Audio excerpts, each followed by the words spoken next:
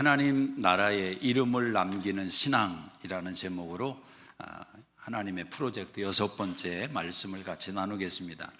여러분이 지금 한 8절 느헤미야 3장을 읽었는데 사실 1절부터 마지막 절까지 거의 비슷한 그런 패턴의 이야기가 등장을 합니다. 이름들이 굉장히 많이 기록되어 있습니다. 근데 이 이름들을 가만히 들여다보고 생각을 해보면 좀 낯선 이름들이 대부분이고 성경에서 그렇게 중요한 부분을 차지하는 이름이 많이 등장하지를 않습니다. 근데 성경에 아주 고집스럽게 그 이름들을 기록해야 되겠다라는 마음으로 기록을 해나가는 듯한 느낌을 받습니다. 누가 뭐를 세웠고 무엇을 고쳤고 문을 어느 집안의 아들이 고쳤고 성벽을 누구의 아들이 고쳤고 이렇게 그 집안의 가문과 그의 자녀들이 했던 일들을 반복해서 기록하고 있습니다. 자연스럽게 이런 질문을 해볼 수도 있을 것 같습니다. 이런 부분까지 성경이 이렇게 한 장을 할애해서 기록을 하고 있는가? 문짝 따는 게 뭐가 그렇게 중요하고 또 못질하는 게 무슨 대수라고 성경이 그 이름과 그 내용들을 이렇게 자세하게 기록하고 있는가? 근데 여기에 분명한 하나님의 메시지가 있음을 우리가 압니다. 하나님은 성벽보다 성벽을 세운 사람들의 이름을 기억하신다라는 것입니다. 하나님 나라에 기록되는 이름들입니다. 흔히 말해서 호랑이는 죽어서 가죽을 남기고 사람은 죽어서 이름을 남긴다. 세상에서도 말을 합니다. 하나님 나라에 기록되는 이름이 얼마나 중요하겠습니까? 하나님이 그 이름을 기억하고 계신다. 또 그가 했던 일들을 하나님이 기억하고 계신다. 그러니까 주님을 만났을 때 주님께서 손을 내밀며 내가 기억한다 라는 한마디를 주께 듣는다면 아마 인생에서 어떤 고생과 역경과 어떤 인생을 살았든지 그 한마디 말에 다 녹아내릴 겁니다. 다 녹아내릴 거예요. 인생에서도 한마디의 말이 큰 위력이 있더라고요. 저희 아버님이 저희 어머니에게 그렇게 제가 볼 때 못된 남편도 아니고 그렇다고 자상한 남편도 아니고 저희 아버님은 자신의 뜻을 펼치지 못한 그런 남자로서의 어떤 그 한맺힌 마음 그런 걸 가지고 또 한 생애를 살았던 분이 아닌가 생각합니다. 그래서 개인적인 그런 어떤 삶에 좀 집착했던 부분도 있어요. 취미 생활을 얼마나 다양하게 하셨는지 수석도 하시고 난도 키우고 새도 키우고 붓글씨 통해서 상을 200개 받는 것을 목표로 세우고 하여튼 어머니가 뒷바라지 하느라고 참 고생을 많이 하셨는데 저희 아버님은 그렇게 자기만의 세계를 파고드셨던 교회와 가정 그리고 본인의 취미 생활 이것이 이제 전부였던 분입니다. 근데 다 말을 안 해서 그렇지 결혼해서 자식 낳고 군대 갔다 왔고 이런저런 사고가 왜 없었겠습니까? 저희 어머니가 뒷감당을 하시고 뒷바라지를 한 내용들이 많겠지요. 어머니가 아파서 누워 계시면 학교에서 퇴근하신 아버지가 쳐다보시면서 하시는 말씀 이 사람 아프면 약 사다 먹지 왜 누워 있어. 그런 전형적인 그런 한국의 그런 아버지셨습니다. 근데 그 아버지에 대해서 저희 어머니는 지금도 당신이 더 잘해줄 걸 잘못했다 그런 이야기를 하십니다. 90이 넘으셨는데도 돌아가신 아버지를 추억하며 그런 생각을 하십니다. 이유는 뭐냐? 아버지께서 돌아가실 때 편지 한 장을 남겼습니다. 그 편지 한 장에다가 어머니의 마음을 휘어잡는 문구를 하나 남겨놓은 거지요. 그 한마디 말 때문에 저희 어머니는 모든 아버지와의 삶 속에서의 고생을 다 눈 녹듯이 녹아내렸고 미안한 마음으로 지금도 살아가는 오히려 반전의 일이 일어났습니다. 이 한마디 말이 그렇게 중요하다라는 것입니다. 우리가 주님 앞에 섰을 때 내가 기억한다, 이 한마디면 아마 우리의 모든 인생의 시름이 다 녹아내리는 그런 능력이 되지 않을까 생각을 합니다. 여러분은 하나님에게 기억되기를 원하십니까? 기록되기를 원하십니까? 어떤 일이, 어떤 인생의 사건이 하나님 기록에 남기를 원하십니까? 오늘 성경에 등장하는 이 이름들은 하나님 나라의 이름을 남긴 사람들이고 신앙이었습니다. 자, 무엇이, 어떤 자세가 하나님 나라의 이름을 남길까? 첫 번째로 하나님 나라의 이름을 남기는 사람은 맡겨진 자리를 세우는 사람이다라는 겁니다. 맡겨진 자리를 세우는 사람이다. 우리 10절을 같이 한번 읽어보겠습니다. 10절 시작. 그 다음은 하루맘의 아들 여다야가 자기 집과 마주대한 곳을 중수하였고, 그 다음은 하삼느아의 아들 핫두스가 중수하였고. 자, 이 구절이 굉장히 중요한 것은 여러분이 느헤미야 3장에서 반복적으로 표현되는 내용들이 있습니다. 세 가지 부류의 반복적인 표현이 있는데 그 중에 하나가 오늘 10절에 나오는 자기 집과 마주대한 곳을 중수하였다. 자기 집과 마주대한 곳을 중수하였다. 10절, 23절, 28절, 29절, 31절, 32절에 이 표현이 반복되고 있습니다.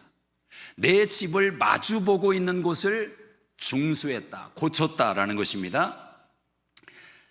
예루살렘 성벽을 재건하는 일에 동참한 사람들 가운데 어떤 사람들은 자기 집을 마주대하는 아주 가까운 곳의 내용을 수정하고 중수한 사람들의 이야기가 기록되어 있다는 겁니다.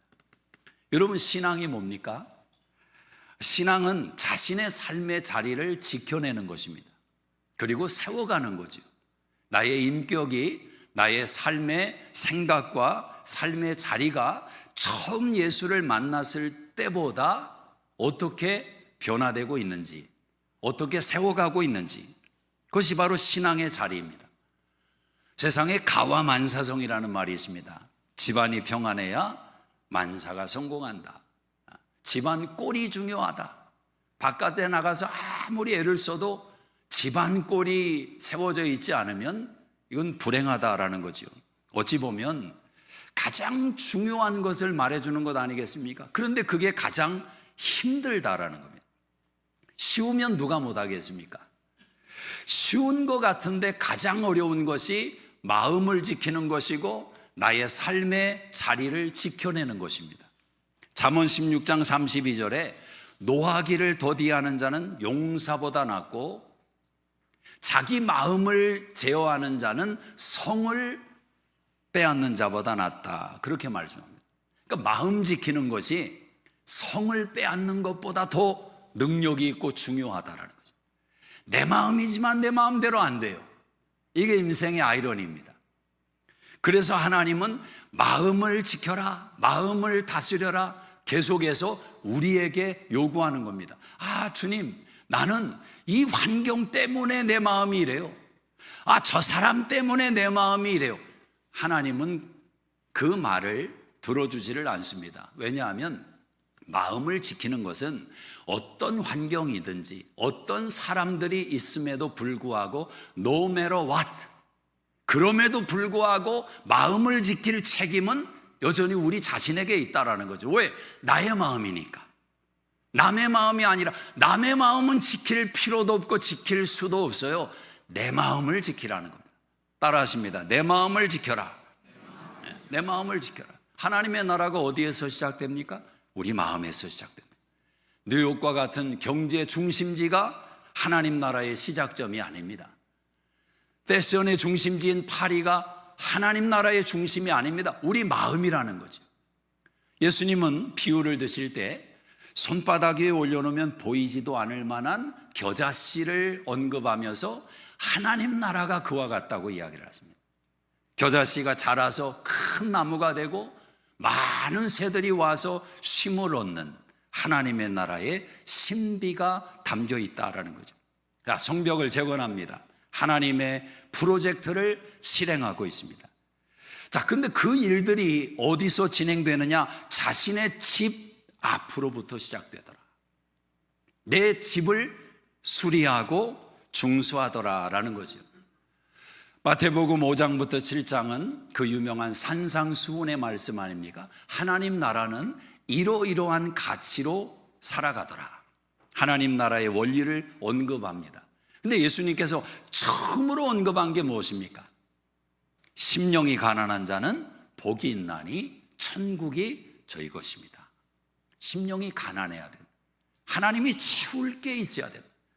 자기로 꽉 들어차 있으면, 자기 생각으로 이 심령이 꽉 들어차 있으면 하나님이 채울 수가 없는 거죠. 우리 것으로만 채우면 절대 인생은 행복하지 않습니다. 우리가 원하는 것으로만 우리 인생을 채우면 복된 인생이 되지를 않습니다. 그럴 것 같지만 그렇지가 않지요.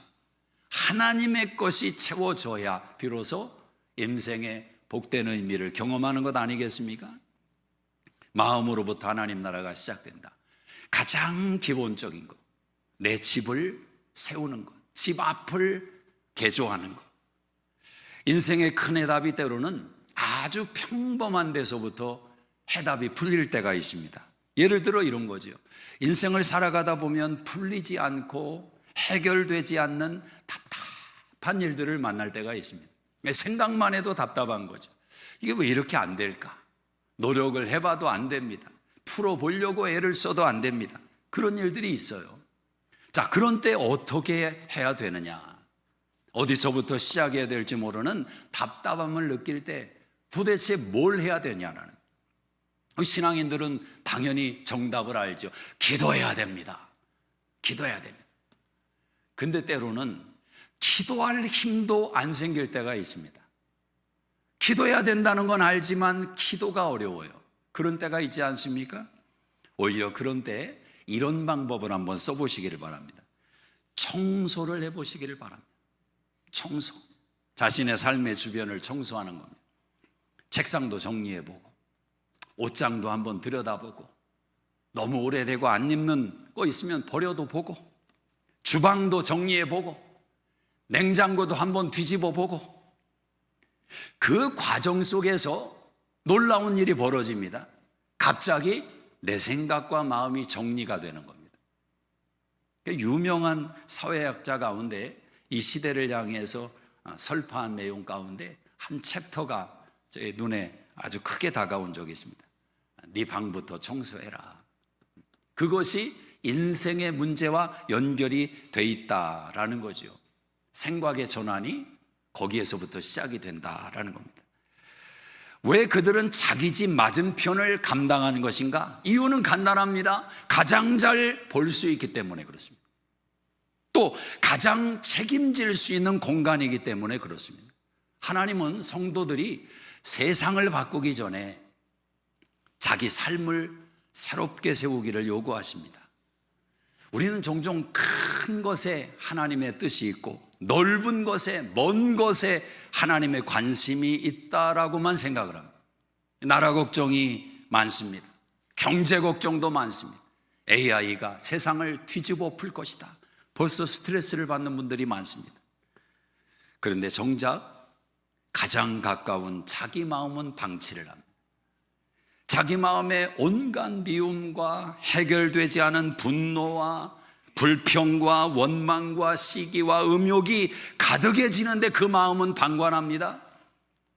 가장 가까운 배우자를 돌보지를 않습니다. 배우자의 마음이 지금 무너져 내리고 있는데 외면하며 살아갑니다. 힘들어하는 옆에 교우들을 돌아보지를 않습니다. 하나님이 말씀하시겠죠. 먼 성벽을 걱정하기 전에 내 집 맞은편에 성벽을 세워라. 내 집 맞은편에 성벽을 세워라. 우리들의 신앙의 집 맞은편은 무엇이겠습니까? 가장 기본적인 것, 예배 생활이겠죠. 기도 생활, 말씀, 큐티 생활, 가장 기본적인 것. 10년 전에도 20년 전에도 앞으로도 동일하게 해나갈 내용들이지만 그 집 맞은편을 세우는 그것이 우리의 성을 재건하는 일이 된다라는 것입니다. 하나님 나라의 이름을 남기는 사람은 화려한 일을 하는 사람만이 아닙니다. 문짝을 하나 다는 거예요. 나에게 맡겨진 자리를 지켜내고 세워가고 하나님 앞에서 충성스럽게 감당하는, 그것이 하나님 나라의 이름을 새기는 신앙인 줄로 믿습니다.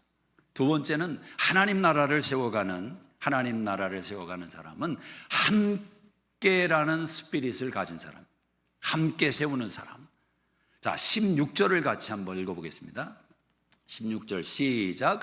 그 다음은 벳술 지방 절반을 다스리는 아수북의 아들 느헤미야가 중수하여 다윗의 묘실과 마주대한 곳에 이르고 또 파서 만든 못을 지나 용사의 집까지 이르렀고. 이 16절을 읽을 때 이게 좀 무슨 말인가, 내용인가, 뭘 했다, 이런 내용으로 와닿을 수 있습니다. 그런데 이 16절을 하나 언급한 것은 이 단어 때문에 그렇습니다. 그 다음은. 자, 반복적으로 느헤미야 3장에서 나오는 단어 가운데 하나가 있다면 그 다음은이라는 단어입니다. 30회 이상 기록되고 있습니다. 12절, 16절, 17절 계속해서 그 다음은 38명의 이름이 느헤미야 3장에 기록되어 있고 42개 이상의 가문과 직업 집단과 지역 공동체가 등장을 하고 있습니다.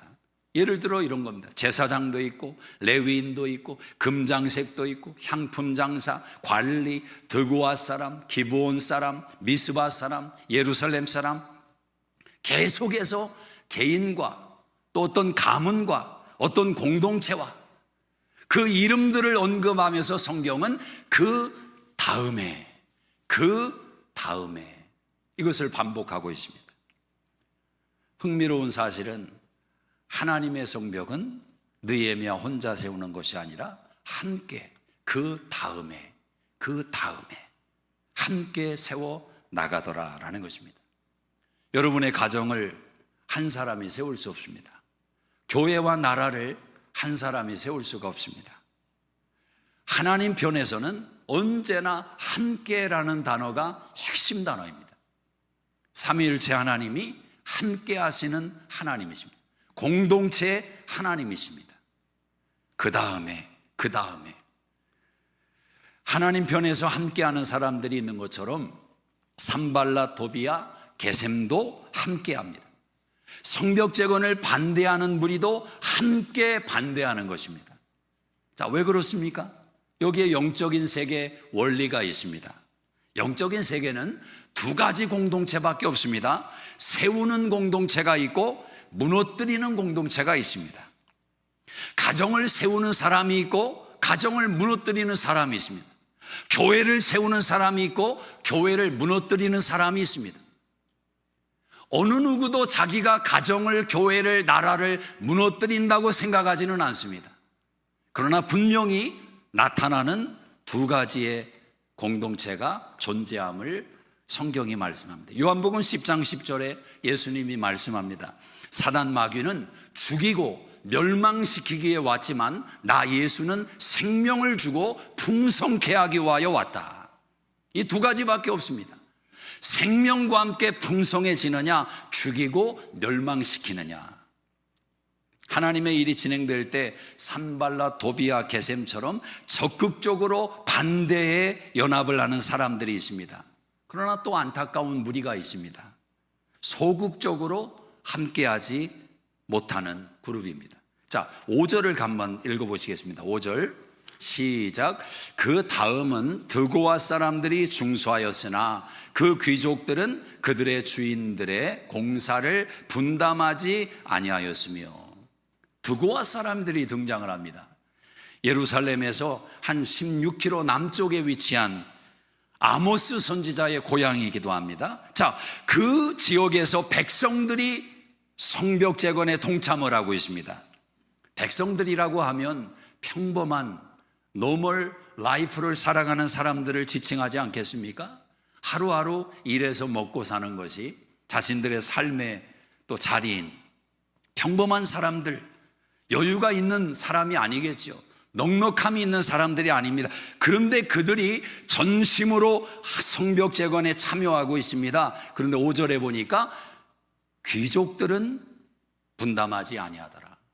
귀족이라는 단어를 떠올리면 어떤 느낌이 드십니까? 여유가 있는 사람들, 부유한 사람들, 영향력 있는 사람들, 이런 무리를 지칭해서 귀족이라는 표현이 가당하지 않겠습니까? 그런데 그들은 참여하지 않고 있다. 같은 지역 안에서 같은 공동체 안에 있지만 어떤 사람들은, 노멀한 사람들은 참여하고 있는데 오히려 여유 있는 사람들이 나 몰라라 뒷짐지더라라는 것입니다. 왜 그럴까? 여러분, 모든 인생에는 리더가 있고 리더를 따르는 팔로워가 있습니다. 작은 모임이든 큰 모임이든 예외가 없습니다. 어떤 경우에 여러분은 리더가 될 수 있고 팔로워가 될 수 있습니다. 자, 그러면 신앙적으로 건강한 사람들은 리더가 됐을 때는 자신을 희생하고 책임을 감당하며 그 맡겨진 일을 완수하기 위해서 기도하며 하나님 앞에 충성되이 그 일을 감당하는 것입니다. 그러나 팔로워의 위치가 되면 리더들을 또 세워주며 격려하며 그 일이 하나님 앞에 잘 진행될 수 있도록 합력하고 협력하는 것을 힘쓰며 애쓰는 팔로워가 있습니다. 바나바와 같은 신앙이죠. 바울과 바나바가 연합해서 하나님의 일을 이루는 것 아니겠습니까? 그런데 이런 부류의 사람들이 있습니다. 리더일 때는 열심을 합니다. 자신의 이름이 걸리고 자신의 이름이 드러나는 일에는 헌신하고 희생하고 책임을 감당합니다. 그러나 리더가 아닐 때는 관여하지를 않습니다. 방관합니다. 아니, 자신의 일이 아닌 것으로 끝나는 것이 아니라 방해자가 된단 말이에요. 축구 경기를 이렇게 보고 경기가 끝난 후에 많은 평가들이 있는 것을 또 보게 됩니다. 왜 손흥 갑자기 누굽니까? 손흥민. 제가 이름을 기억을 하는데 손흥민을 너무 좋아하는, 정말 훌륭한 선수이고 뭐 인격이 벌써 됐지 않습니까? 세계 최고의 스트라이커인데 왜 뺐냐 이거죠. 그래서 뭘 설왕설래 얼마나 말이 많습니까? 아마 그 홍명보 감독을 보니까 굉장히 나이가 들어 보이더라고요. 화면을 딱 비추는데 야, 얼마나 무거운 책임이 얼굴에 그냥 녹아납니다. 미국 대통령을 지내면 처음 취임식 할 때와 마지막 퇴임식 할 때 영상을 보면 확연하게 차이가 납니다. 그러니까 다른 것이 아니에요. 리더의 가장 큰 어려움은 결정입니다. 만인이 기뻐하는 일은 세상에 없습니다. 100명이 다 박수치고 10명이 다 환호하며 동조하는 일은 세상에 없습니다. 항상 찬성과 반대가 있는, 옳은 길과 그릇된 길이 있는, 나은 길과 덜 나은 길이 있는, 이 속에서 선택을 하는 것이 리더입니다. 가정에서도 남편의 자리가 이러니 저러니 해도 남편들의 무게감이 큰 것을 여러분이 아셔야 됩니다. 선택하기 때문에 그렇습니다. 결정하기 때문에. 그런데 그 결정이 그냥 내리지는 않았을 거 아닙니까? 더 지켜보고 한 경기 이길 때는 홍명보 하다가 또 한 경기 잘하고도 졌지만 그러니까 또 역적 중에 역적이 됐습니다. 이제 세 번째 이기면 또 홍명보 할 것 아닙니까? 홍씨 가문의 사람을 여러분들이 좀 국률이 여겨주시기를 바랍니다. 그렇습니다. 이게 리더가 될 때도 최선을 다해야 되지만 팔로워가 됐을 때 진정한 빛을 발하는 역할, 그 바나바와 같은 사람이 필요한 겁니다. 저는 하나님의 교회에 바나바가 많아야 그 교회가 행복한 교회라고 생각을 합니다. 많은 바나바들이 곳곳에 포진돼서 하나님의 나라를 빛나게 만들어야 할 것입니다. 하나님의 나라는 함께 하는 것입니다. 함께. 여러분, 사단도 혼자 일하지 않습니다. 사단도 자신의 계획을 실행할 대상을 찾습니다.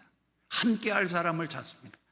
사단 마귀는 언제나 사람의 입술을 사용합니다. 창세기 3장에 하와가 아담이 넘어진 것도 결국 말 때문에 넘어진 것입니다. 하나님이 동산 중앙에 나무의 실과를 먹으면 죽을까 하노라. 하나님은 죽는다고 말씀했는데 사단과 대화를 나누다가 사단의 대화법에 넘어가 버렸습니다. 영적인 넘어짐은 말의 넘어짐입니다. 가정이 무너지고 교회가 무너지고 세상이 무너지는 것은 다 말 때문입니다. 말 때문이에요. 반대로 가정이 일어서고 교회가 세워지고 나라가 일어서는 것도 결국은 말입니다. 느헤미야가 눈에 보이는 성전을 세워가는 이야기라면 신약의 에베소서는 눈에 보이지 않는 성전을 세워가는 이야기입니다. 에베소 4장 20절 이하에 보면 오늘 찬양 고백 가운데 그 내용이 담겨있는 찬양이 있는데 너무 중요한 말씀이에요. 예수님이 모퉁이 돌이 된 터전 위에서 21절에 그의 안에서 건물마다 서로 연결하여 주 안에서 성전이 되어가고 연결이 되어 있다라는 겁니다. 22절에 너희도 성령 안에서 하나님의 거하실 처소가 되기 위하여 함께 지어져 가느니라. 그냥 지어져 가는 게 아니라 함께 지어져 간다. 나 혼자 잘나서 신앙이 하나님이 거하실 아름다운 성전으로 세워지지 않습니다. 여러분이 산에 올라가서 아무도 없는 세상에서 죄 안 지으면서 혼자 하나님을 섬긴다고 여러분을 경건의 자리로 몰아넣을 때 한 10년 그렇게 혼자 세월을 보내고 나왔을 때 여러분의 인격과 실력이 예수 닮고 또 하나님의 영광을 드러내는 인격으로 성장했느냐? 저는 그렇지 않을 확률이 99.9%라고 생각합니다. 안 자라요. 우리는 부딪히며 자라는 것이고 함께 격려하며 자라는 것이고 그 속에서 공동체 속에서 함께 도전을 받는 겁니다. 여러분 이 지난 일주일 동안 누군가를 바라보면서 나도 좀 저 사람처럼 신앙생활하면 좋을 텐데, 어느 가정과 교제를 하면서 부부 사이에 나누는 대화를 귀동량을 들으면서 우리 부부 사이에도 좀 저런 대화법을 좀 배워야 될 텐데, 그렇게 도전받은 일이 있으십니까? 그런 격려와 도전을 통해서 함께 자라가는, 유혹의 욕심을 따라 썩어져가는 구습을 쫓는 옛사람을 벗어버리고 오직 하나님을 따라 의와 진리의 거룩함으로 지으심을 받은 새 사람을 입으라. 사도 바울이 말씀합니다. 새 사람을 입으라. 그럼 새 사람이 입어졌을 때 처음으로 나타나는 게 뭐냐? 모든 거짓을 버리고 참된 것을 말해라. 더러운 말은 너 입 밖에도 내지 말고 오직 덕을 세우는 대로 소용되는 대로 선한 말을 해서 하나님께 영광을 돌려라. 더러운 말을 버리라는 겁니다. 이 말 하면 안 되겠는데 하지 마십시오. 그거 하면 그 말이 만들어내는 결과를 또 따먹게 됩니다. 한번 참아보십시오. 어렵지만 저는 여행을 다닐 때마다 여러분도 경험할 수 있습니다. 자녀에게 조금 더 좋은 걸 보여주고 싶고 조금 더 많은 곳을 찾아가고 싶어서 아빠들은 서두르지 않습니까? 근데 애들이 말을 듣습니까? 일어나라, 빨리 준비해라. 뭐 한다고 하면 시간이 또 걸리지 않습니까? 전에는 저도 모르게 막 포스를 하는 거죠. 빨리 준비 안 해. 근데 어느 순간 제가 깨달은 것은 내가 여기 왜 왔느냐? 왜 온 것입니까? 여행을 가족 간에 하나 되고 화목하기 위해서, 또 평상시에 나누지 못한 대화를 나누며 서로를 알아가기 위해서 여행을 하는 거지, 보는 걸 오늘 꼭 안 보면 어떻고 내일 보면 어떻고 내년에 보면 어떻고, 사실 그렇지 않습니까? 그게 제 말을 바꾸더라고요. 이번에도 그런 위기의 순간들이 여러 번 있었는데 내가 여기 왜 왔느냐 이 생각을 하는 겁니다. 내가 여기 왜 왔느냐, 내가 여기 왜 앉아 있느냐. 너무너무 중요한 것 아닙니까? 더러운 말 하지 마라. 이왕이면 감사의 말, 격려의 말. 요즘 이란과 미국 사이의 전쟁에서 최신 무기가 등장하고 있습니다. 드론을 띄워서 격파를 하고 이전에 경험하지 못한 무기들이 우리 눈에 들어오고 있습니다. 여러분, 사단의 요새를 무너뜨리는 최고의 무기는 감사입니다. 감사. 옆 사람 보고 한번 훈련하십니다. 감사합니다. 그럼 또 여러분이 대답을 해야죠. 뭐가? 그러면 안 된다는 겁니다. 그냥 감사하다면 감사한 줄 아세요? 그걸 꼭 물어야 됩니까? 마음에도 없는 이야기 한다고. 마음에 없어도 그 말이 중요합니다. 마음에 있는지 없는지 여러분이 재보셨습니까? 1% 담겨 있으면 마음이 있는 거지. 꼭 100% 마음이 어디에 있습니까? I love you 100%가 어디에 있습니까? 노력을 하는 거지. 그렇지 않습니까? 다시 한번 노력해 봅시다. 감사합니다. 그래요. 감사합니다. 이왕이면 감사해. 여보 고마워. 야, 너희들 고맙다. 잘했다. 나는 사람들을 세우는 말에 쓰임받고 있는가? 사람들을 넘어뜨리는 말에 쓰임받고 있는가? 함께라는 단어는 같은 공간 속에 있다고 함께가 아닙니다. 같은 말을 해야 되고 같은 생각으로 모아져야 되고 같은 기도를 드리는 거지요. 같은 비전을 품는 거지요. 교회는 공동체입니다. 하나님의 성령께서 하나 되게 하시는 공동체, 함께. 그 다음이 있다는 거죠. 내가 다 아는 것이 아닙니다. 한 사람이 다 아는 게 아니에요. 소수의 사람이 다 알 수 없습니다. 그 다음이 있는 가정과 교회. 남편 혼자 가정을 세웁니까? 아내 혼자 가정을 세웁니까? 그 다음. 오늘은 남편이 더 수고했으면 그 다음은 아내가, 그 다음은 자녀가, 그 다음은 그 다음이 있다라는 거예요. 하나님의 나라에 기록되는 신앙은 함께라는 스피릿을 공유합니다. 마지막 세 번째, 하나님 나라를 세워가는 사람은 힘써 감당하는 사람이다라는 거죠. 힘써. 자, 20절을 같이 한번 읽어보십시다. 시작. 그 다음은 삽배의 아들 바룩이 한 부분을 힘써 중수하여 성구비에서부터 대제사장 엘리야십의 집문에 이르렀고. 자, 성경의 반복해서 강조되는 집, 문 앞, 마주보는 편, 여기를 중수했다는 말이 등장을 했습니다. 두 번째는 그 다음에. 세 번째로 반복되는 표현이 뭐냐면 한 부분을 담당했다. 한 부분을. 19절, 20절, 21절, 24절에 한 부분을 감당했다고 나옵니다. 신분도 다르고 직업도 다릅니다. 역할도 다릅니다. 책임지는 부분들이 한 부분이 있었다. 이 하나님의 작품인 겁니다. 하나님은 다양한 색깔을 조화롭게 만들어내시는 하나님이십니다. 눈으로 바라볼 때 책임이 중요해 보이는 역할의 사람도 있고 한 모퉁이의 작은 부분을 감당하는 사람도 있습니다. 그런데 하나님은 큰 일이냐 작은 일이냐, 하나님은 그렇게 말씀을 하지 않고 이렇게 표현하십니다. 한 부분. 여러분, 하나님 앞에 큰 일이 어디에 있겠습니까? 우리에게나 큰 일이 있고 작은 일이 있지, 하나님이 보실 때 야, 큰 일이다.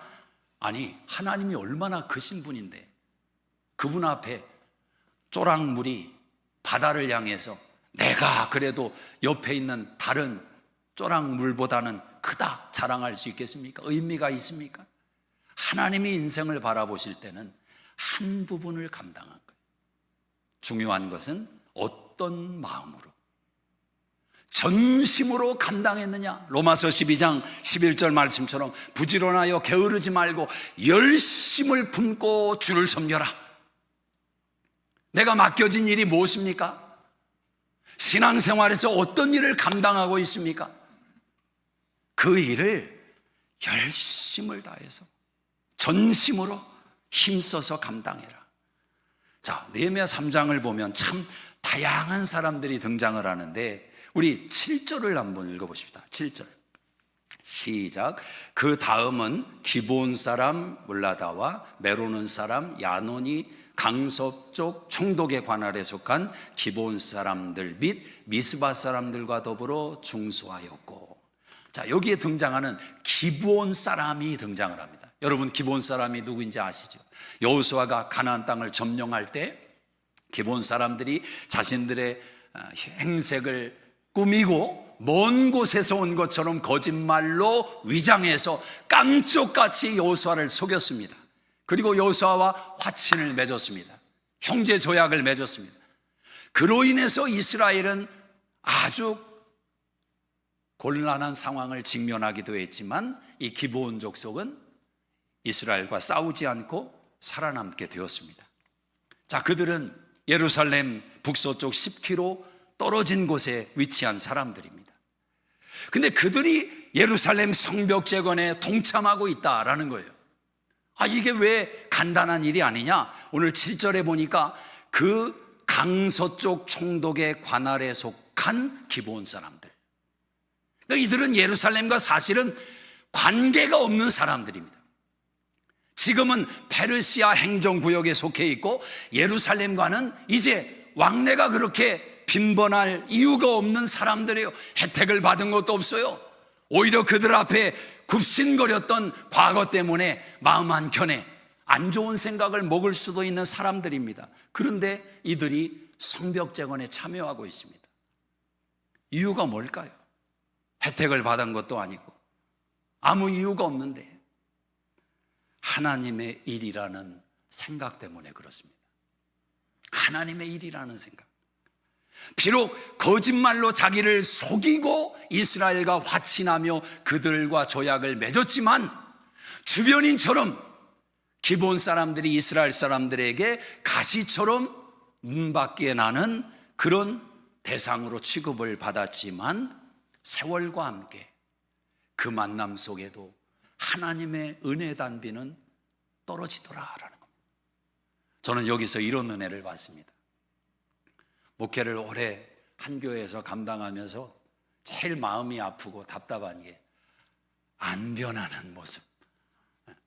이 정도가 됐으면 이제 좀 주님을 향한 마음과 교회를 향한 마음이 이제 불타올라야 되는데, 변해야 되는데, 어떤 제 바람의 문제이겠죠. 그래서 다시 한번 또 원론으로 돌아가는 겁니다. 기대하지 말자.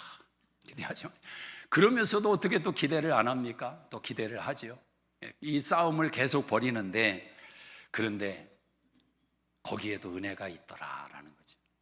그냥 가방 들고 성경책 들고 왔다가 갔다가 왔다가 갔다가 그런 모습인 것 같지만 그 속에도 은혜는 떨어지고 있더라.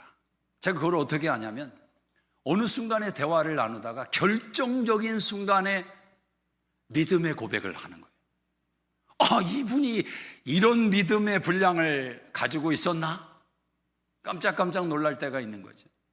하나님은 왔다 갔다 한 발걸음 속에도 은혜의 단비를 내리시는 분입니다.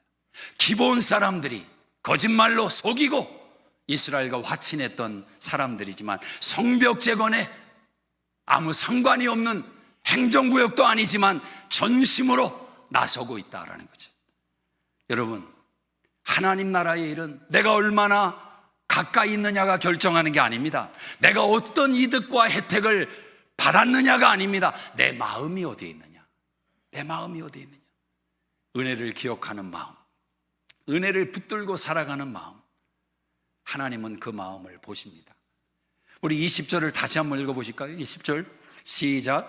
그 다음은 삽배의 아들 바룩이 한 부분을 힘써 중수하여, 한 부분을 힘써 중수하여, 많은 게 아니에요. 한 부분을 힘써 중수해요. 신앙생활하면서 이것도 해야 되고 저것도 해야 되고 할 일을 다 합니다. 여러분, 대다수의 신앙인들이 그래요. 그러나 하나님이 맡기신 특별한 은혜가 있는 영역이 있잖아요. 한 부분, 그 부분을 힘써서 중수하는 거예요. 한 부분. 비교하지 마십시오. 나는 왜 저 사람처럼 못할까? 왜 저런 일을 하지 못할까?